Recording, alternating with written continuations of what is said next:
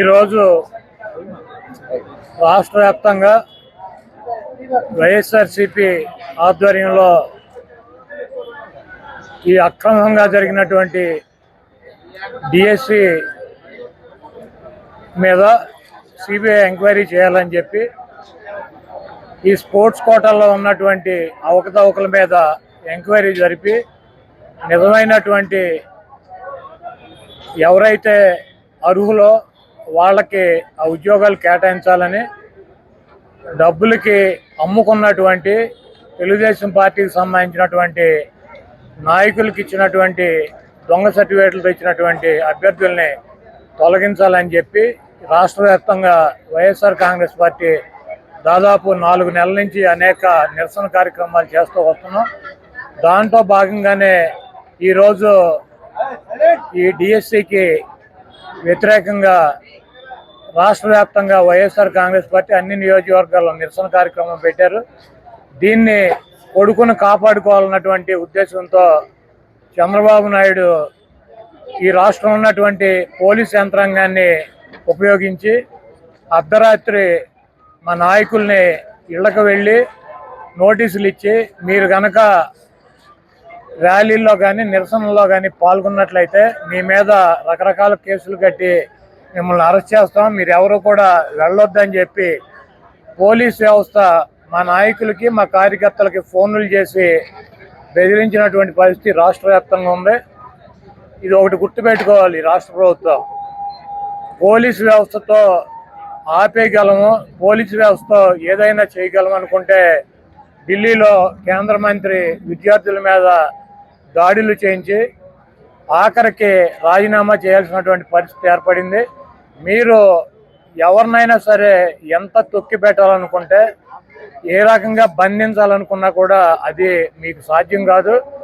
దయచేసి ఇటువంటి కార్యక్రమాలు చేసి వైఎస్ఆర్ కాంగ్రెస్ పార్టీ శ్రేణుల మీద కేసులు పెట్టి వీళ్ళని రెచ్చగొట్టి రేపు రాబోయే రోజుల్లో మీరు అధికారం కోల్పోయినాక మరి వీళ్ళ చేతిలో తీవ్ర పరాభవానికి గురవాల్సినటువంటి పరిస్థితి, ఇటువంటి ఆంక్షల్ని ఇంకా 10 ఎదుర్కోవాల్సినటువంటి పరిస్థితి ఉంటుంది. కాబట్టి ఇటువంటి పిచ్చి ప్రయత్నాలని ఆపాలని చెప్పి నేను తెలుగుదేశం పార్టీకి కూటమి ప్రభుత్వానికి తెలియజేస్తూ 23లోనే 22లోనే జగన్మోహన్ రెడ్డి గారు పోస్టింగ్లు ఇవ్వాల్సి వచ్చింది వాళ్ళందరికీ.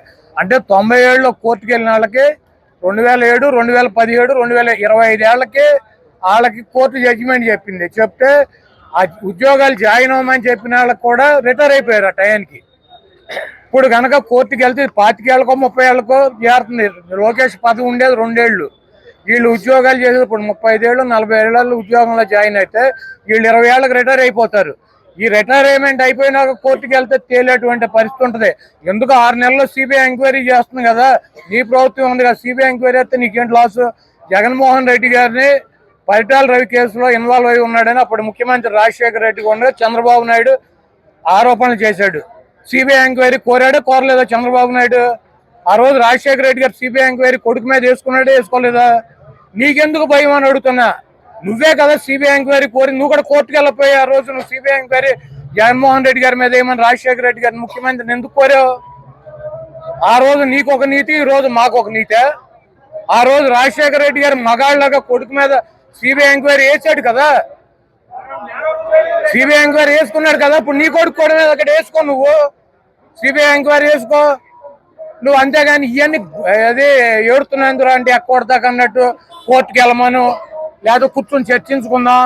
ఏంది చర్చించుకునేది? నువ్వు అక్రమాలు చేసి అవినీతి చేసి నువ్వు మామూలుగా నీ మీడియా నువ్వు బొకాయిచ్చేస్తారు. జగన్మోహన్ రెడ్డి గారు నేను వస్తే మీరు ఒప్పుకుంటారా? రాజీనామా చేస్తారా? మీరు చెప్తారా? సమాధానం చెప్పే పరిస్థితి ఉందా? ఇవన్నీ ఎందుకు? నువ్వు నేను ఈ ప్రజాస్వామ్యంలో ఇప్పుడు నా మీద కేసులు పెడతారు, నా మీద కేసు కట్టొద్దు, చంద్రబాబు మా ఇద్దరం కూర్చొని చర్చించుకుందాం అంటే కుదురుద్దా? కుదురుతుందా? లేదా నా మీద కేసు కట్టదు, కోర్టుకు పో, నువ్వు ఇట్లా ర్యాలీ చేసాడని చెబితే వెళ్తారా? ఇవన్నీ చంద్రబాబు నాయుడు పూటకో మాట గంటకో మాట. అతను ముఖ్యమంత్రిగా ఉంటే ఒకటి మాట్లాడతాడు, అతను ప్రతిపక్ష నాయకుడు అయితే ఒకటి మాట్లాడతాడు. కాబట్టి ఆయన ముఖ్యమంత్రిగా ఉన్న ప్రతిపక్ష నాయకుడు ఉన్నా అప్పుడు రాజశేఖర రెడ్డి గారు ఆయన కొడుకు మీద సిబిఐ ఎంక్వైరీ చేసుకుని నిజాన్ని నిరూపించుకున్నాడు. నువ్వు కూడా అట్లాగే నీకు దమ్ము ఉంటే నువ్వు కూడా రాజశేఖర రెడ్డి గారి లాగా మడవ తిప్పను మాట ఇస్తా అని చెప్పి సొల్లు కబుర్లు చేయటం కాదు.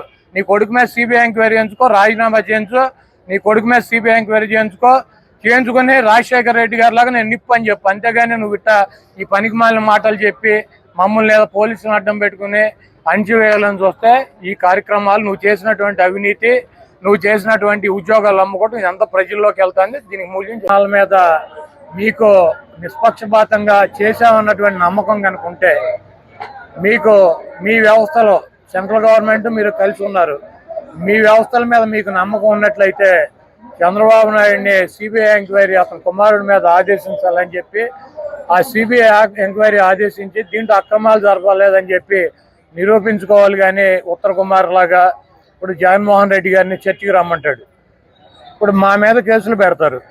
లేకపోతే నిన్న చింతారు రవి మీద కేసులు పెట్టారు, అనేక మంది మీద కేసులు పెట్టారు. మీరు కేసులు పెట్టవద్దు మా మీద, మేమేం చేసామో చంద్రబాబు లోకేష్ చర్చకి రండి, లేకపోతే మీ లోకల్ నాయకుల్ని చర్చకి రండి చర్చించుకుంటాం అంటే మీరు ఒప్పుకుంటారా? ఇప్పుడు మేము అక్రమాలు చేసామని చెప్పి మా మీద కేసులు పెడుతున్నారు. మీరు కేసులు పెట్టొద్దు, మన ఇద్దరం కూర్చొని చర్చించుకుందాం ఎదురు బోదురు. మీరు రమ్మంటే ఎవడన్నా వచ్చేవాడు ఎవడు ఉన్నాడు? ఈ పోలీసు వ్యవస్థ, సిబిఐ ఇవన్నీ ఉన్నది దేనికి? మీరు అక్రమాలు చేశారని చెప్పి స్పష్టంగా మేము ఆధారాలతో చూపిస్తున్నాం. మీరు చేయలేదని కనుక నిరూపించుకోవాలంటే సిబిఐ ఎంక్వైరీ చేసుకోండి, మీదే కదా కేంద్రంలో కూడా ప్రభుత్వం. అంతేగాని ఇప్పుడు నా మీద ర్యాలీలో పాల్గొనని కేసులు పెడతారు, నా మీద కేసులు వద్దు కూర్చొని చర్చించుకుందాం, మేము ర్యాలీ చేయటం కరెక్టా కాదా, నీకు దమ్ముంటే లోకేష్ నువ్వు రా గుడివాడ మేము చర్చించుకుందాం, లేకపోతే లోకల్గా ఉన్నటువంటి ఎమ్మెల్యే నీకు దమ్ముంటారా చర్చించుకుందాం అంటే ఇవన్నీ కూడా ప్రజాస్వామ్యంలో కరెక్ట్ కాదు.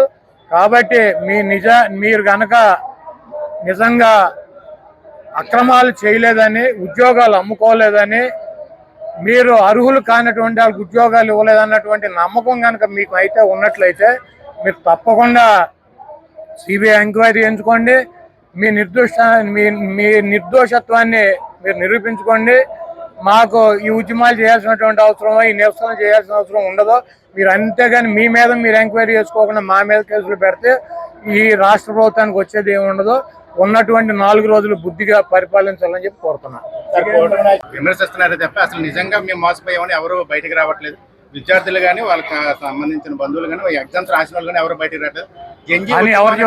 జంజీ ఉద్యమం ట్యాగ్ వేసుకుని పార్టీ నాయకులు చేస్తారు తప్ప యువత ఎవరు మీతో అని ఎవరు చెబుతున్నారు?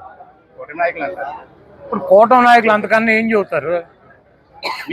కాదు, ఆ కేంద్ర మంత్రి రాజీనామా చేసేటప్పుడు చేసే ముందు 10 నిమిషాల ముందు కూడా సేమ్ మాటలు కేంద్ర మంత్రులను కేంద్ర ప్రభుత్వం ఇదే చెప్పింది కదా.